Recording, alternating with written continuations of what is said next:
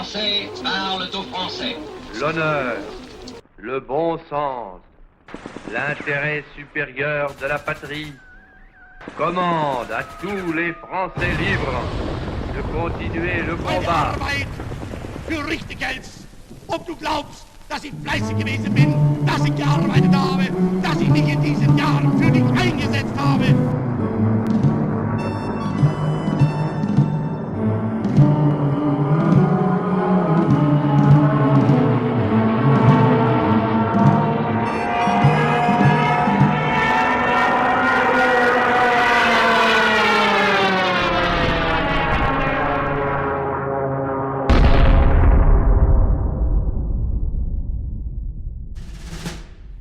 Je m'appelle Jean-Jacques Remetté.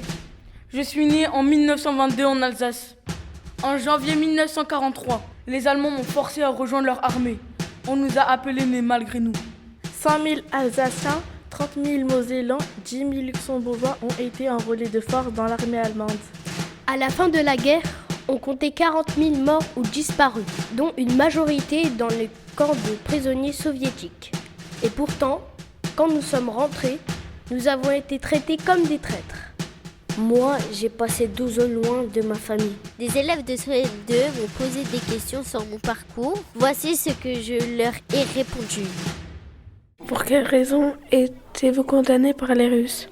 J'habitais en Alsace. L'Allemagne a volé ce morceau et m'a forcé de faire la guerre. Et avec mon pays d'origine, j'ai fait la guerre. Puis, je suis revenue en France parce qu'ils m'ont libérée. Et au lieu de me féliciter d'être revenue, ils m'ont accusé de boche. Est-ce que à la fin de la guerre, quand on dénombre les 40 000 personnes mortes ou disparues, y avait-il un de vos amis qui était mort ou disparu ? Il y avait des amis, des connaissances, des habitants de mon village.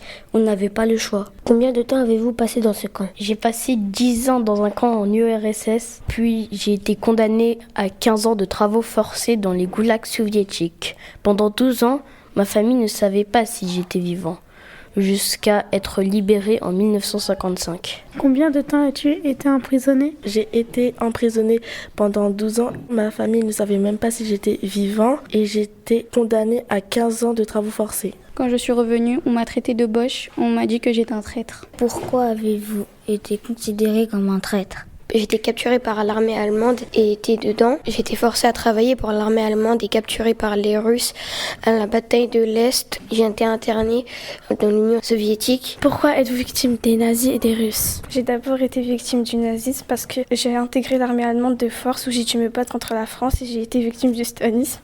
J'ai été envoyé dans un camp de travail. J'ai été condamné de 15 ans de travail forcé. Quand êtes-vous capturé ? J'ai été capturé en 1943 et enfermé dans le camp de Tambov avec d'autres malgré nous. Qu'est-ce qui se passerait si vous refusiez de combattre pour l'Allemagne ? Si je refusais de combattre contre l'Allemagne, on pouvait tuer ma famille et du coup j'ai dû aller sur le front de l'Est. Je suis le dernier malgré nous à avoir été libéré d'Union soviétique en 1955. 10 ans après la fin de la guerre. Mais est-ce que je suis vraiment coupable d'avoir dû me battre contre la France ? C'est pour cela que j'ai voulu raconter mon histoire, pour qu'on n'oublie pas que les malgré nous ont aussi été des victimes de la guerre. Je ne pourrais jamais accepter que ma famille, qu'on puisse les traiter de collaborateurs. Ça me poursuivra jusqu'à la fin de ma vie. Je pense que c'est ce qui m'a fait le plus mal. L'histoire de nous ici en haut, c'est spécial, hein. C'est allemand, français, allemand, français, allemand. Nous, on nous prend ici pour des fauves gens. Lucien, tu habitais à quelques kilomètres de la Suisse, pourquoi tu n'es pas parti ? Ça, c'est facile à dire, mais c'était difficile à faire.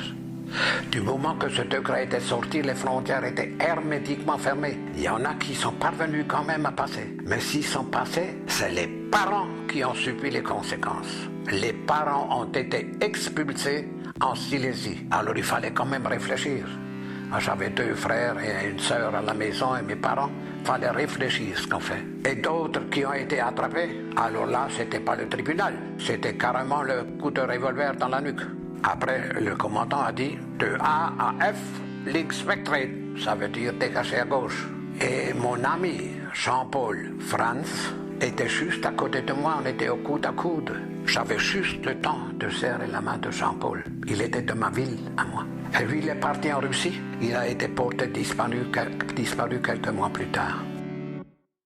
Ce podcast a été présenté par les CM2 des Merisiers.